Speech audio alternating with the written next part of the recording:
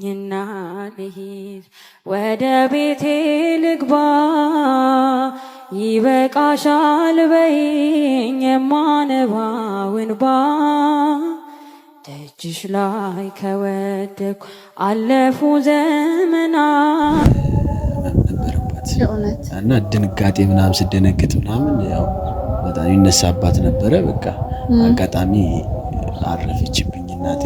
እኔም ብዙ ሳልጠግባት ገና በልጅነት ጉዞዬ መልካም ባይሆንም ኮረብታ ቢበዛበት አንድ ነገር ብቻ አምናለሁ አንተ ጋር ሁሉን አልፋለሁ ተመስገን።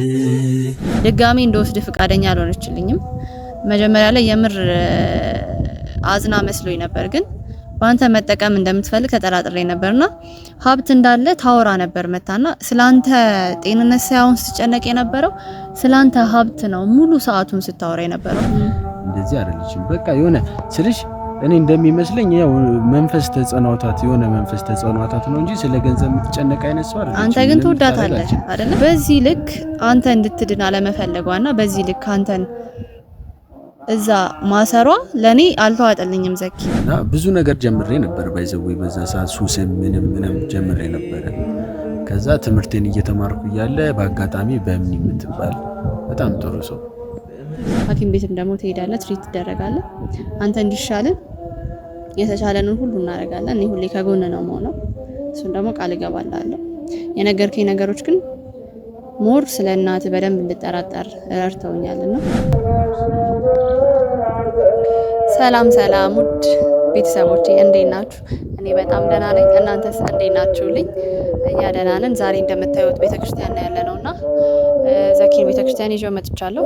ታውቃላችሁ ከዚህ በፊት የነበረው ቪዲዮ ጥሩ ሁኔታ ላይ አልነበረም እና ትናንትና ሆስፒታል ወስጄው ነበረ እና ሆስፒታልም እንደተመረመረ የአእምሮ ጤና እንዳለበት አረጋግጫለሁኝ እና ከዛ በኋላ ነው ወደ ቤቴ ላመጣው የደፈርኩት። ከዛ በፊት በጣም ተናድጄበት ነበር ታውቃላችሁ። በኪያ ጉዳይ ላይ ከሰማው በኋላ የእውነት አላመመውም ብዬ አስቤ ነበረ። ወደ ቤተሰቦቹ መልሼው ነበር፣ ወደ እናትየው መልሼው ነበር። ግን ከመለስኩት በኋላ ግን ያየሁት ነገር ትንሽ ስላጠራጠረኝ የእናትየዋ ሁኔታ ምንም ስላልተመቸኝ እንደገና ደግሜ ወደ ቤቴ አምጥቼዋለሁና እናትየውም ጥሩ ሁኔታ ላይ እያደረገችው አልነበረም። ትሪትመንቷም ልክ አልነበረም እና አንዳንድ ነገሮች አጠራጥረውኛል። እናም ለብዛ ነው ወደ ቤቴ ያመጣሁት። እነሱም እውነት አእምሮ ታማሚ እንደሆነ ስላወቅኩኝ ነው ያመጣሁት እና ወደ አእምሮ ከተመለሰ በኋላ በደንብ ከተሻለው በኋላ ያው ከኔ ጋር ያለው ግንኙነት ያበቃል። እስከዛ ድረስ ግን ማድረግ ያለብኝን ነገር አደርግለታለሁ። ምክንያቱም እዛ ሆኖ እየተሻለው ስላልሆነና በደንብ እየተንከባከቡት ስላልሆነ ነው ይሄን ውሳኔ ድጋሚ ወሰንኩት። ብቻ ያልተዋጡልኝ ነገሮች አሉ፣ ብዙ ጥያቄዎች አሉ። ዛሬ ጠይቀዋለሁ። አሁን ትንሽ ከነበረበት ሁኔታ ትንሽ መለስ ብሏል። ምናልባት ወደ ቤተክርስቲያን ገብተን ደግሞ ጸበል ትንሽ ሲረጨው ደግሞ ካለበት ሁኔታ ይነቃል ብዬ ስለማስብ ውስጥ ከገባም በኋላ አንዳንድ ጥያቄዎችን ጠይቀዋለሁ። ብቻ ግን ዋናው ያሰብኩት ግን ዘኪ ወደ ራሱ እንዲመለስ ቤተክርስቲያን አምጥቼ ጸበል እንዲጠመቅ ነውና እናንተም ብዙዎቻችሁ የጠየቃችሁ ነበር። ቤተክርስቲያን ውሰጁ ጸበል አስጠምቁ እያላችሁ ነበር። በእናንተ ምክንያትም እኔም ረጅም ሰዓት አስቤው ነበርና ዛሬ ይዤው መጥቻለሁ እንደምንም አመቻችቼ እና በጠዋት ነው የመጣ ነውና ውስጥ አስገባዋለሁ። ያው ውስጥ ያለው ነገር አልቀርጽላችሁ እችላለሁ። ሞር ጸበል ከተጠመቀ በኋላ ደግሞ ድጋሚ ቀርጽላችኋለሁ። ያለውን ለውጥ ታዩታላችሁ። ብቻ ስለ ሁሉም ምክራችሁ ከጎኔ ስለነበራችሁ በጣም አመሰግናለሁ። ስላገዛችሁ ስለደገፋችሁ ብቻ በጣም ነው የማመሰግነው። አሁንም እስቲ ጸሎታችሁ አይለየኝ። እኔም በብዙ ያዝኛለሁ፣ ግን የእናንተ እርዳታ መቼም ቢሆን አይለየኝ። ስለ ዘኪም ጸልዩለት እንዲድን። እስቲ ወደ ቤተክርስቲያን እንግባና ደግሞ ውስጥ ጸቅሞ ከወጣ በኋላ ውስጥ መቅረጽም ስለማይቻልም ጥሩም ስላልሆነ ከዛ በኋላ ከተጠመቀ በኋላ ድጋሚ ካሜራ አበራላችኋለሁ። ብቻ ወደ ቤተክርስቲያን ሄድና እንተከታተሉ እና ዘኪ ማሪኝና ልሂድ ወደ ቤቴ ልግባ ይበቃሻል በይኝ የማነባው እንባ ደጅሽ ላይ ከወደኩ አለፉ ዘመናት ፈውስን ተጠምቼ አቃተኝ መጽናናት ማሪኝና ልሂድ ወደ ቤቴ ልግባ ይበቃሻል በይኝ የማነባው እንባ እጅሽ ላይ ከወደኩ አለፉ ዘመናት ፈውስን ተጠምቼ አቃተኝ መጽናናት ቆዩ ከተዘጉ የቤቴ መቃኖች እጅግ የራቁብኝ የመዳኔ ቀኖች ዛሬ ሲበቃኛል ልነሳ ካልጋዬ። ሰላም ፋሚሊ፣ እንግዲህ ቅድም እንዳያችሁት ነው ከቤተ ክርስቲያን ነው የወጣ ነውና ዘኪም ተጠምቆ ወጥቷልና ያው ለእናንተ ላሳያችሁ ብዬ ነው ካሜራው የሚያበራውላችሁ። ታውቃላችሁ መጀመሪያ ጥሩ ሁኔታ ላይ አልነበርንም እኔና ዘኪ፣ ብዙ ነገሮች አልፈዋል። እኔም ተጠራጥሬው ነበረና የሕክምና ቦታ ሞትጄው ነበረ። እውነት ታማሚ እንደሆነ ሕክምና ቦታ ይቺ ነው የሚያረጋገጥኩትና መጀመሪያ በጣም ተበሳጭቼ ነበረ። ግን ቢሆንም ብቻ ሁሉም ነገር አልፏል። እናንተም ቤተክርስቲያን ወሰጁ ስላላችሁ ዛሬም ቤተክርስቲያን ወስጄዋለሁና ማድረግ ያለብኝን ነገር እንደ ጓደኛ አረግለታለሁ። እሱ ከዳነ በኋላ ግን ማለት የሱ መዳን ስለሆነ የምፈልገው እሱ ከዳነ በኋላ ሁሉም ነገር ያበቃል ብዬ አስባለሁ። ዘኪ ዛሬ ጸበል ሲጠመቅ ትንሽ ነቃ ብሏልና ወደ ራሱ ተመልሷልና ደህና ና። አሁን ትንሽ ቀለል አለ። ጸበል መምጣት ለአንተ አሪፍ ነው እና ዶክተሩም እንደዛ ስላለኝ አንዳንድ ትሪትመንቶች ያስፈልጉታል። ቤተክርስቲያንም በእምነቱ በኩል ሙሳይቱ ብሎኛል። ሳይ በጣም ደህና ሆኗል። ታውቃለህ በአንተ ደስተኛ እንዳልሆንኩኝ በብዙ እንዳዘንኩብህ ታውቃለህ አይደለ? ከኪያ ጋር የተፈጠረውንም ነገር ምናምን ብዙ ታሪክ ሰምቻለሁና በዛ ጉዳይ ላይ ደስተኛ እንዳልነበርኩ ታውቃለህ። ትናንትናም ሐኪም ቤት ነበረ፣ ሆስፒታል ወስጄ ነበርና እውነት መጀመሪያ ላይ ያበድክ አልመሰለኝም ነበረ። ያንን ታሪክ ስሰማ ተናድጄም ቤት መልሼ ነበረ። ከእናት ጋርም ጥሩ ሁኔታ ላይ አልነበርንም። ትንሽ ስለነገረችኝ ነውና እናትህን ግን አላመንኳትም። ዘኪ አላቅም ማለት ካወራችሁ ወሬ አንፃር ከነበረው ታሪክ ከሰማሁት ነገር አንፃር እናት ምንም ብዙ ደስ አላለችኝም፣ እውነቱን ስነግርህ ማለት ነውና እሱም ጥርጣሬ ስላለብኝ ነው አንድ ወደ ራሴ ያመጣው። እሱን ደግሞ ነግሬያለሁ አይደል? ትናንትና ሆስፒታል ሆስፒታልም ደግሞ የሰርኩ ደግሞ ስላላመንኩ ነው።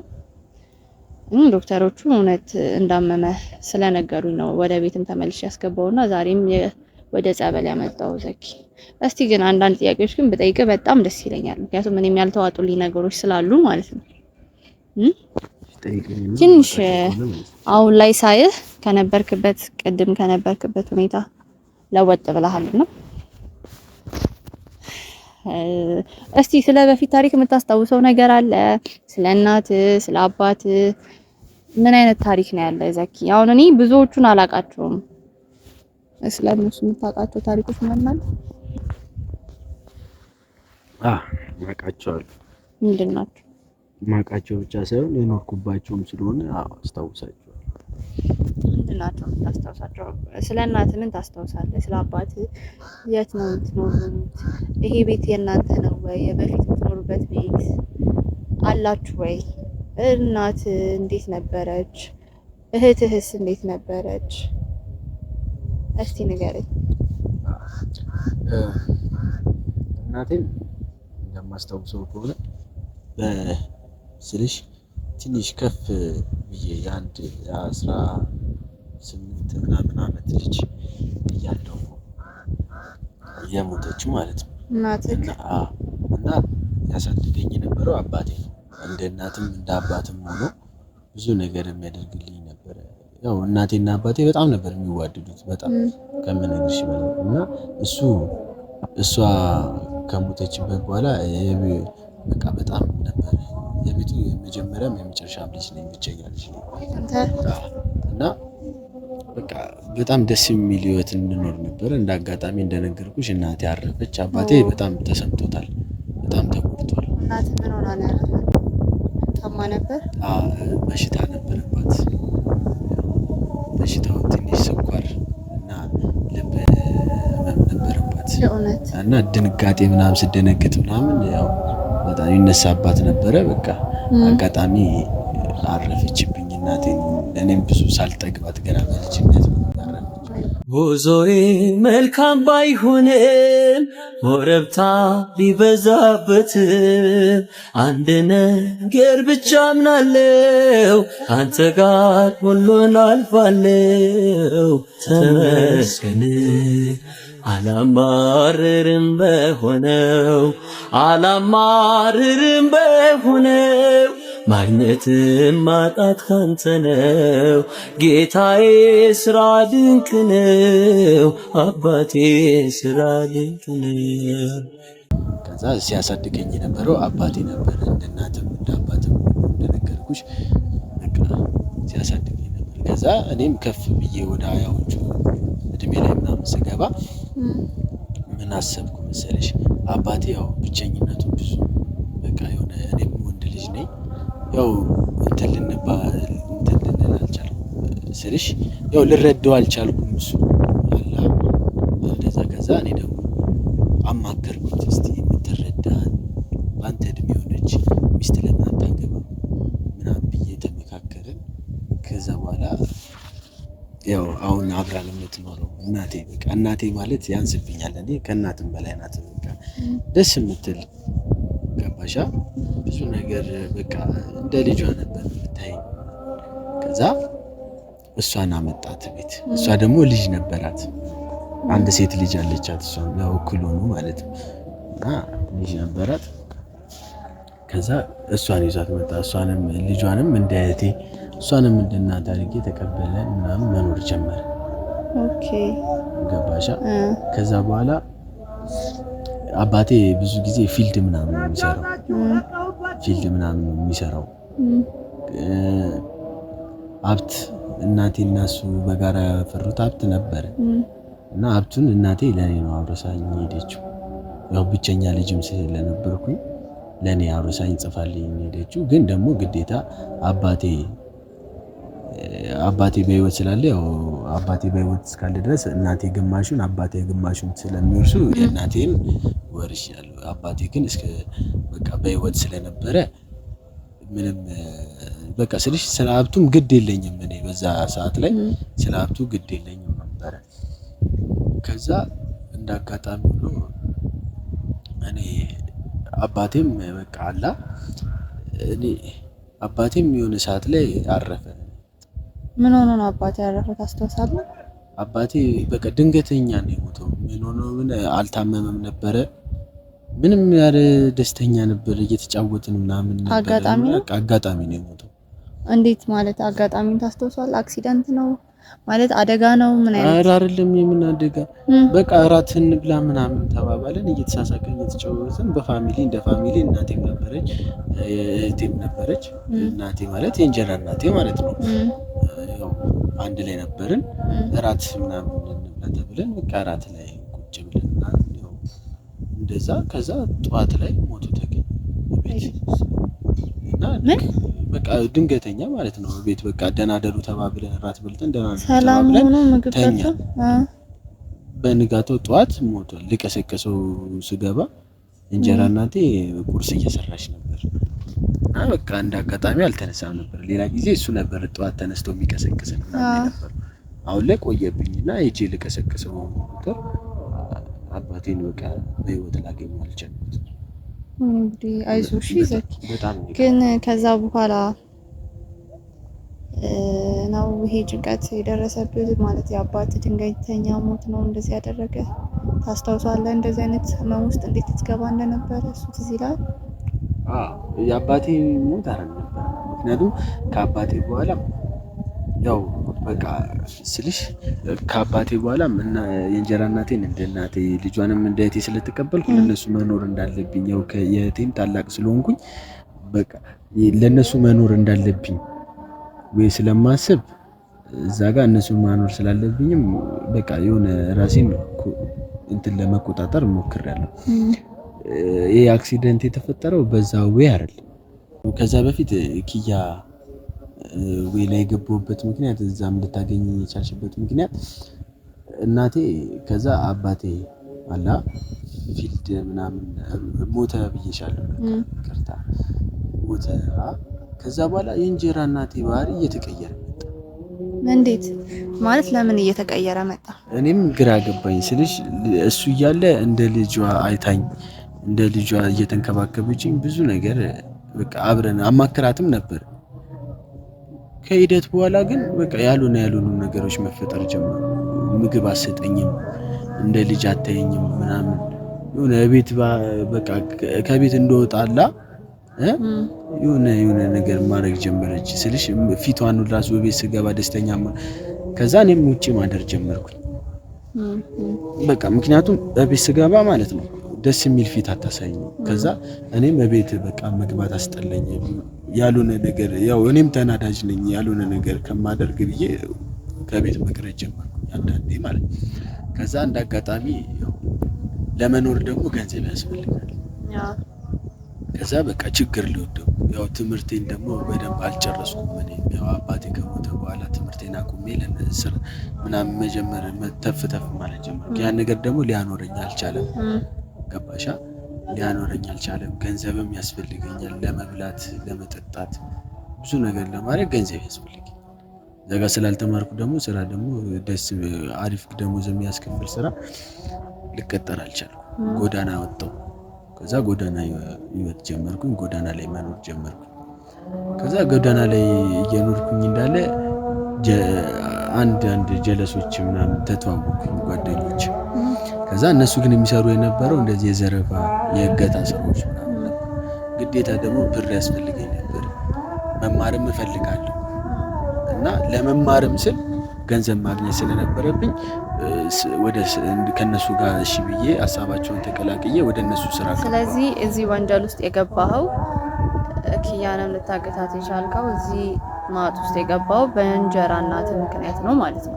ስለዚህ እሷ ትክክለኛ እናት አይደለችም፣ የእንጀራ እናት ናት ማለት። ምክንያቱም ይሄንን ነገር ከመጀመሪያው ጀምሬ ሁሌም አስበው ነበር ማለት እንዴት አንዲት እናት የወለደችው ልጅ እንዴት በዚህ ልክ ልታሰቃይ ትችላለች ብዬ ማለት ነው በጣም ጥያቄ ይፈጥርብኝ ነበርና ማለት እንኳን ለወለደችው ልጅ አይደለም ላልወለደችው ልጅም አንዲት እናት ትንሰፈሰፋለች ነው። አንተን እዛ ጨለማ ቤት ውስጥ ከታ በሰንሰል አስራ ማስቀመጧን ሳይሆን ምን ያክል ጨካኝ እናት እንደሆነች መገመት አላቃተኝም ነበር። ግን ይሄን ያክል ፈርዘር ይሄን ያክል ርቀት ትጓዛለች ብዬ አላሰብኩም ነበር። ከዚህ በፊትም አንተንም ደብቄ ሲወስድ ዘኪ ይሄን ውሳኔ እንደወስን ያደረገኝ አልኩ የሷ ጭካኔ ነው። ድጋሚ እንደወስድ ፍቃደኛ አልሆነችልኝም። መጀመሪያ ላይ የምር አዝና መስሎኝ ነበር፣ ግን ባንተ መጠቀም እንደምትፈልግ ተጠራጥሬ ነበርና ሀብት እንዳለ ታወራ ነበር መታና ስላንተ ጤንነት ሳይሆን ስትጨነቅ የነበረው ስላንተ ሀብት ነው ሙሉ ሰዓቱን ስታወራ የነበረውና አረ ተይ እሷ እንደዚህ አይነት ስለ ሀብት የምትጨነቅ አይነት ሰው አይደለችም።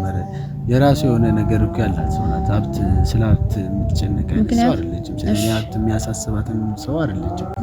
እንደዚህ አይደለችም። በቃ የሆነ ስልሽ እኔ እንደሚመስለኝ ያው መንፈስ ተጸናውታት የሆነ መንፈስ ተጸናውታት ነው እንጂ ስለ ገንዘብ የምትጨነቅ አይነት ሰው አይደለችም። አንተ ግን ትወዳታለህ አይደለ? አራው በጣም እናቴ እኮ ናት። በቃ ምትክ ናት፣ የእናቴ ምትክ ናት። ትንከባከበ ነበር ግን አው ግን ከሆነ ጊዜ በኋላ ነው ያው በጊዜ ሂደቶች የመጡ ችግሮች ናቸው ብዬ ነው የማስበው። እኔ እረዳታለሁ። አሁንም ድረስ ቂም አልያዝኩባትም። ግን በቃ ከዛ ያዌ ነው ወደ ኪያ መገታ እንድገባ። ከዛ ቆይ ግን አንድ ጥያቄ የፈጠረብኝ እዚህ ጋር ማለት ነው ዘኪ፣ አንተ ሀብት እንዳለህና ያንን ደብዳቤ ያንን ውርስ የተጻፈልን ሀብት ላንተ ብቻ እናት አስቀምጣልን እንደሞተች እዛ ነገር ላይ ከፈረምክ ሙሉ ሀብቱ ያንተ እንደሚሆን ማለት ነው ታውቃለች እናትየው? እሱን አላቅም ምክንያቱም እኔ ያው ስለ ሀብቱ ግድ ስለማይሰጠኝና ስለ ሀብቱ ግድ ስለሌለኝ ይሄን ያህልም ማንንም አልጠይቅም። አባቴም በህይወት እያለ ያው አባቴን የነገረኝ እንደዚህ ብሎ ማለት ነው።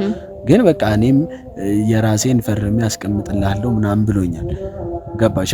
ግን በቃ ጀስት ስለ ሀብቱ ግድ ስለሌለኝ እኔ ደግሜም አልጠየቅኩትም። ስለ ሀብትም አውርቼው አላቅም። በቃ የሰው እኔ የቤተሰቦቼ ደህንነት ብቻ ነበር የሚያሳስበው። በዚህ ልክ ያንገበገባት ያንተ ገንዘብ ምናልባት እኔ አሁን እዚህ ጋር እያሰብኩት ያለው ዘኪ ምን እንደሆነ ታውቃለህ? አንተ የአእምሮ በሽተኛ ከሆንክ ይሄንን ሀብት ልትወስድ አትችልም በምንም ታምር። ይሄ የአእምሮ ሕክምና የእውነት አማኑኤል ከፈረመልህ አንተ እብድ መሆን ሙሉ ለሙሉ ተረጋግጦ ከተፈረመብና የአእምሮ ችግር አለበት ተብሎ ከተፈረመ ምንም አይነት ሀብት ልትወርስ አትችልም። ምንም አይነት ነገር ላለ ኃላፊነት ላይ ለተሰጠ ነገር ላይ ስልጣን አይኖርም። ሙሉ ስልጣኑ ወደሷ ይዞራል። ይሄንን ደግሞ ማንም ሰው ሊያስበው የሚችለው ነገር ነው። እኔም ልገምተው የምችለው ነገር ነው። ምናልባት ያንተ አይምሮ ጤና መቃወስ ምናልባት በሷ የተነሳ ሊመጣ ይችላል። ምክንያቱም በዚህ ልክ አንተ እንድትድን አለመፈለጓና በዚህ ልክ አንተን እዛ ማሰሯ ለኔ አልተዋጠልኝም ዘኪ። ምክንያቱም እኔ ጋር ስትነግረኝ የነበረው ታሪክ ከዚህ በፊት አንተ በጣም እንደምታስቸግር፣ ሰዎች ጋር እንደማትቀርብ፣ በጣም ኃይለኛ ሰው እንደሆንክ፣ ሰዎችን እንደምታጠቃ አይነት ነገር ነበር። ግን አሁን እኔ ቤት መጥቼ ሳይህ የነበርከው ዘኪ ግን እንደዛ አልነበርክ። በጣም ሰላማዊ ሰው ነህ። በጣም ከሰዎች ጋር ማውራት የምትችል ያን ያክል ደግሞ የአእምሮ እብደት እንደሌለብህ ትንሽ ጭንቀቶች እንዳሉብህ ነው ዶክተሩ ማለት ትናንትና የተናገረችው። ትሪትመንት ካገኘ መድኃኒትን በአግባቡ ካትግረው ሙሉ ለሙሉ ጤነኛ እንደምትሆን አሁን ላይ ያለው ለውጥ ዛሬ በተለይ ጸበልም ከገባ በኋላ ያለ ለውጥ የማስታወስ ችሎታም እየተመለሰ እንደሆነ ከዚህ በላይ ደግሞ ሞር ትሪት ስትደረግ ደግሞ ወደ ነበርክበት ማንነት እንደምትመለስ ነው የተነገረኝ። እሱ የነገረችን ታሪክ ግን ሙሉ ለሙሉ ውሸት ነው እና ያ ነገር እኔን በጣም አጠራጥሮኛል ዘኪ። ከምል በላይ አጠራጥሮኛል። ስለ እናትህ የሆነ የተደበቀ ነገር እንዳለ ከጀርባ ምናልባት አንተ የታመምከው ደግሞ በሷ ምክንያት እንደሆነ እያሰብኩኝ ነው። አይ ዶንት ኖ አንተ ስለምትወዳት ላታስብ ትችላለህ፣ ግን ከነገርከኝ ታሪክ አንፃር አንተ ካወራልኝ ነገር አንፃር እኔ እንደዛ እያሰብኩ ነው ያለሁት። እሺ አሁን ሁሉም ነገር እንተውና እኔ ማጣራት ያለብኝ ነው ወይ ማጣራት ካለብኝ ስለ እናትህ በደንብ አጣራለሁ። እሱን ቃል እገባላለሁ። ያለውን ነገር ሙሉ አጣራላለሁ። እውነት ከሆነም እነግራለሁ መጥቼ፣ ውሸትም ከሆነ አላቅም፣ ጥርጣሬ ሊሆን ይችላል። ግን ሁሉ ነገር አጣራለሁ። ግን ከዛ በፊት በጣም ተበሳጭቼብህ ነበረ ታውቃለህ፣ በኪያ ጉዳይ በተለይ ግን አይ ኖ እዚህ ወንጀል ውስጥ ደግሞ ወደ እንዳልገባ ነገርከኝ፣ አስረድተኸኛል። ምክንያት አለ፣ የእናትህም ተጽዕኖ እንዳለበት ነግረኛል። ግን ምንም ቢሆን ወንጀል ነው ዘኪ። ኪያ ደግሞ የምወዳት እህቴ ናት። በተለይ ከሷ ጋር ትነካካለህ ብዬ አንድ ቀን አስቤ አላቅም ነበርና ለዛም ነው ጨክኜብህ ወደ እናትህ ጋር የመለስኩ። ያን ውሳኔ ያደረኩት በጣም ስላናደርከኝ ነው እና ወንጀለኛ መሆንን ስሰማ በጣም ነው የተናደርኩትና ደብቀኸኛል፣ አልታመምክም ብዬ አስቤ ነበር። ለሱ በጣም ይቅርታ። የታመምከውም ህመም ውሸት መስሎኝ ነበር፣ ግን ሳይህ እውነት ታመሃልና ለዛም ነው ድጋሚ ተመልሼ ወደ ቤት ያስገባው። ግን እህቴ ያልካት በጣም ረድታኛለች ከምል በላይ አላቅም። እሷም ጥሩ ሰውቱን መጥፎ ሰውቱን አላቅም፣ ግን አንተን እዚህ እንዳመጣ አግዛኛለች፣ ከእናት ደብቄ እንዳመጣ። ስለ አለፈው ታሪክ ሌላ ምን ትዝ ይላል? እስቲ የቀሩ ታሪኮች ካሉ በህይወት ላይ ባይዘው ያልነገርኩሽ ነገር የኪያን ስራ የሰራው የዛኔ የመጀመሪያ ስራ ነው። ገና ወደዛ ስራ ስገባ የተሰጠኝ ስራ ነው እና እኔ ሐሳቤ የነበረው ብቻ ሳይሆን ሐሳቤንም ያሳካውበት ነገር ነው። ምክንያቱም ትንሽ የተወሰኑ ገንዘቦች ምናምን ተሰጥቶኛል የዛኔ ያው ስራ ማስጀመሪያ ምናምን ተብሎ እና እኔ ስራ ማስጀመሪያ ምናምን ሲሰጠኝ ወደ ትምህርቴን እየተማርኩ ነበር። ይሄን ስራ የነበረው ማለት ነው። ገና በብሩ ሲሰጠኝ ያቆምኩትን ትምህርት ጀመርኩ። ከዛ ትምህርቴን ጀምሬ ትምህርቴን እየተማርኩ እያለ ጎን ለጎን ይሄን ስራ እየሰራው ማለት እና ብዙ ነገር ጀምሬ ነበር። ባይዘው በዛ ሰዓት ሱስም ምንም ጀምሬ ነበር።